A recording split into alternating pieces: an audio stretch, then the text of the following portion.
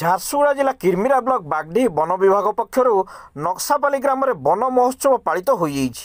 ବାଗଡିହି ରେଞ୍ଜର ବନ୍ଦନା ପଶାୟତଙ୍କ ଅଧ୍ୟକ୍ଷତାରେ ଆୟୋଜିତ କାର୍ଯ୍ୟକ୍ରମରେ କିର୍ମିରା ବିଡିଓ ଡକ୍ଟର ଜଗଦୀଶ ମହାନନ୍ଦ ମୁଖ୍ୟ ଅତିଥି, ତହସିଲଦାର ଦିବାକର ମାଝୀ, ଲଇକେରା ଥାନା ଅଧିକାରୀ ଦିलीप कुमार बेहेरा, नक्सापाली सरपंच प्रियदर्शिनी घुगर जोगदे गछर उपकारिता विषय आलोकपात करथिले एवं चारा रोपण करथिले। सेहीपरि किर्मिरा डिग्री कॉलेज रे मध्य वन महोत्सव पालन अवसर में कॉलेज अध्यक्ष अशोक कुमार दास, अध्यापक आर्तत्राण प्रधान जोगदे वन महोत्सव महत्व विषय छात्र छात्री मानक सचेतन करथिले एवं कॉलेज परिसर में चारा रोपण करा जायतिला। अध्यापक विवेकानंद बेहेरा, अध्यापिका राजेश्वरी सुनानी, जयंती किसान प्रमुख सहयोग करथिले।